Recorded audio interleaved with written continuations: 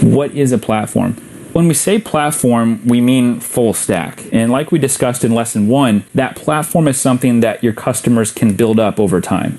But a platform is also something that you can build on top of. And the APIs open up this platform to a lot of different groups of people. Now, traditionally in networking, the network engineer or the IT department was responsible for management and operation of the network. But these APIs open the door to lots of other groups like in-house software developers, partner engineers or integrators, and also service providers.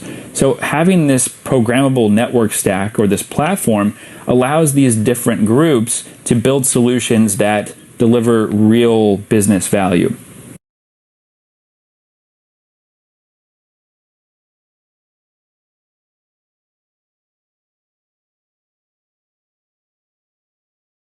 If you go to Meraki.com/developers, it actually takes you to Meraki's page on the Cisco DevNet. And this is where you can go to explore open source projects that other members of the community have created and that they've uploaded for you to use or just to build off of. And then there's also plenty of tutorials and other guides available so that you or your customers can really learn how to use these APIs if you are a beginner. And then finally, there's plenty of technical documentation and sample code that you can use to build your own project on the Meraki platform. Let me show you how you actually navigate this site. The first thing I want to point out is this Explore tab. This takes you to a page that shows off all of the different projects that people have created and then uploaded to this site.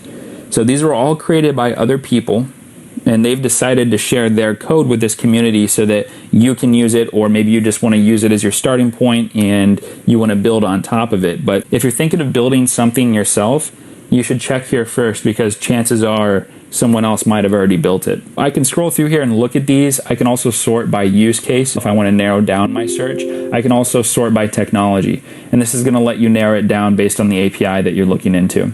There's a lot of these to explore. They're all very cool. A lot of them have tutorials and screenshots on how to set these up. I'll go ahead and show you one of my favorites on this site. It's the Instant Network Reporting with Google Sheets. So if you click on this, the very first thing you're going to see is a video showing what this does, and it's incredibly valuable. All you have to do is clone this sheet, and what it's doing is it's using the Meraki API in conjunction with the Google Script Editor, and it actually gives you your own drop-down menu at the top of the page. You can see there, and then you can run various commands that then return data from the Meraki API into the sheet. You don't have to know anything about how to program. You don't have to know how to script with Python.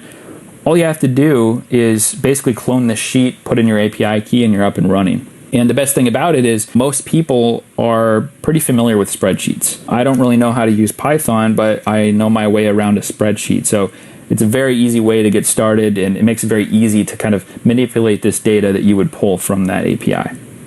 So that's one example. You've got a tutorial here and a walkthrough of how to set this up, and they do make it very easy to do. The other thing I wanted to show you is this Docs tab, and the first page I want to point at is the Getting Started page. If you are a complete beginner with Meraki APIs and you're looking to learn, this is where you should start. There's information here on how to use the APIs for the first time. If I scroll through, I've got a video kind of explaining things. I've got a tutorial on how to set up Postman, which is software you can run on your computer to interact with the APIs, a step-by-step walkthrough. I've got screenshots and examples. And then at the bottom, I've got a few other resources. First of all, the Meraki Learning Labs. These are guided labs that are designed to really introduce you to using these APIs. And you can actually run through these. They give you an API key that you can use if you don't have your own. We've got the Meraki Sandbox, which is a space where you can run these calls. Again, if you don't have your own dashboard or your own API key to use, you can certainly use the ones we provide you there. And then the Meraki Code Exchange, which is where, again, you can exchange open source solutions and pre-built code with other people. And then I'll scroll back up to the top. The last thing I wanted to point out is these other menus on this Docs tab. These are all of the technical documentation for our various APIs. Remember earlier I mentioned MV-Sense and webhooks. They have their own pages. So does Captive Portal and Location Services. But I want to show you the Dashboard API link. So like I said, if you're looking to build your own project, this page has all that documentation that you would need. And we have documentation for every single API endpoint that we have. If I scroll through on the left-hand side, I've got all of my various categories for API endpoints. So if I come down to organizations, for example, one of the first API calls I might want to run is get organizations. If I click on that, it's going to show me what my required parameters are. This one actually doesn't need any, that's why it's the first one you'll want to run. And then it shows you an example of what that output will look like. If I were to click on a different one, for example, if I go to devices, maybe I want to look at my device uplink status. I can look at what my required parameters would be for that, and then what that return data would actually look like. It allows you to get an idea of what these different API calls return so that you can start to think about what you might want to use this for. It can help you kind of start to brainstorm how you might be able to solve various problems for your customer. But the best part about this page is that you can actually go ahead and execute these API calls right here. So if I scroll up, I would need to click on the console tab. You put in your required parameters here, and then come down here and click the configure button. And then all you have to do is drop in your API key, click try it out, and it actually executes that API call right here in your browser. And then it returns the data so you can see it. The value there is that you don't have to install any software, you don't have to learn how to use any new program. All you need is a modern web browser like Google Chrome, for example, and you're up and running. And then lastly, up here, this What's New tab, this takes you to that API changelog I was talking about. We do release new API endpoints on a monthly cadence, so you can click through here and look at what has changed. So like back in February, I can click on that and I can look at the different API endpoints that we added at that time. This site is really your one-stop shop for everything you need to get started building your own projects with your APIs.